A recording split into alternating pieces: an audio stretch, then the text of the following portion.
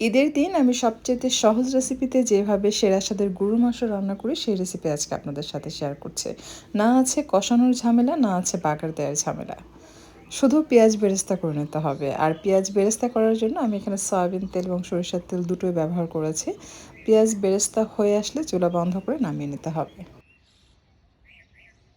এটা আমার ঈদের দিনের রেসিপি ছিল। তো যখনই বেশি মাংস রান্না করবেন এই রেসিপি ট্রাই করবেন। ট্রাস্ট মি, এটাতে যখন বাগার দিবেন বা মাখাবেন আপনার কাছে মনে হবে যে মাংস যে কতটা মজার হবে। আপনি মাখানোর সময় বা বলক আসার পরে আপনি বুঝতে পারবেন। আমাকে আলাদাভাবে বলার কোনো প্রয়োজন নেই, জাস্ট একবার আপনি ট্রাই করবেন। পেঁয়াজের বেরেস্তা দিয়েছি এখানে 2 কাপ, 4 কাপ কাঁচা পেঁয়াজ বেরেস্তা করলে 2 কাপ হবে। আর স্বাদ মতো লবণ দিলাম এবং কাঁচা পেঁয়াজ কুচি দিয়ে দিচ্ছি মুঠ দিয়ে ভর্তি করে 3 মুঠ। আসলে আমরা সবাই চেষ্টা করি বাসায় খুব বেশি মজার মজার খাবার রান্না করে খাওয়ার জন্য।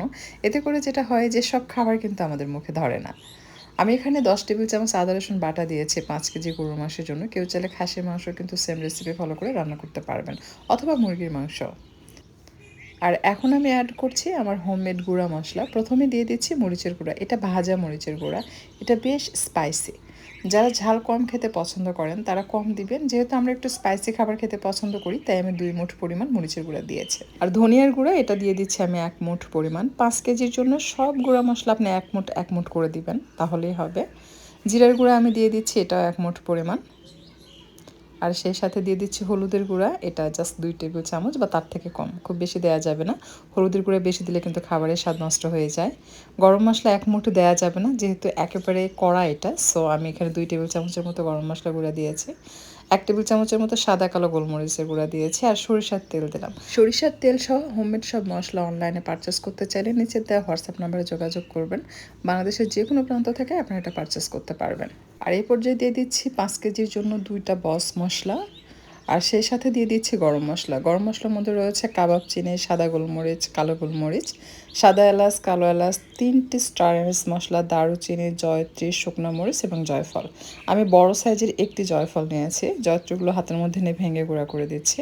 আর জয়ফলের উপরে যে খোসা সেটা ফেলে এটা গ্রেটারের সাহায্যে আমি গ্রেট করে নেব। আপনি চাইলে বেটে ইউজ করতে পারবেন, তবে গুঁড়া করে দিলে কিন্তু বেশি ভালো হয়। আর সবশেষে অ্যাড করে দিচ্ছি সয়া সস। আমি এখানে সয়া সস ব্যবহার করেছি 1/2 কাপ বা তার থেকে একটু বেশি হবে।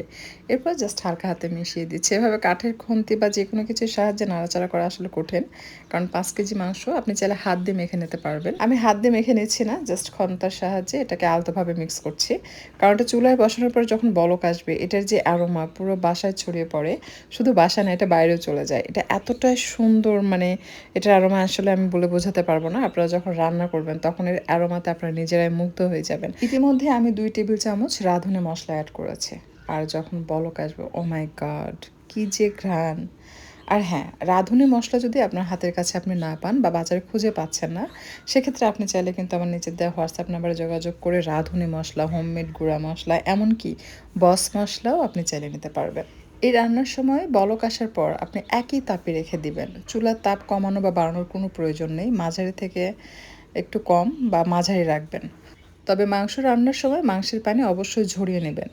তা না হলে মাংস ধোয়ার সময় মাংসের সাথে যে পানি থাকে আর মাংস রান্নার সময় মাংসের যে পানি বের হবে, এই দুটো মিলিয়ে এত বেশি পানি হবে যে এই পানিটাকে টেনে যেতে যত সময় লাগবে ততক্ষণে আপনার মাংস সেদ্ধ হয়ে গলে যাবে। আর মাংসের পানি ঝরিয়ে এনে মশলা দিয়ে মেখে যদি রান্না বসান, সেক্ষেত্রে মাংস থেকে যে পানি ছাড়বে তাতেই মাংস সেদ্ধ হবে, আর এরকম ভুনা ভুনা হবে এবং কিছুটা গ্রেভি থাকবে। আমার দেওয়া সমস্ত টিপসগুলো আশা করছি আপনাদের কাজে লাগবে। রেসিপিটি ফলো করলে অবশ্যই টিপসগুলো ফলো করে ট্রাই করবেন। আর কেমন লেগেছে কমেন্ট করে জানাবেন।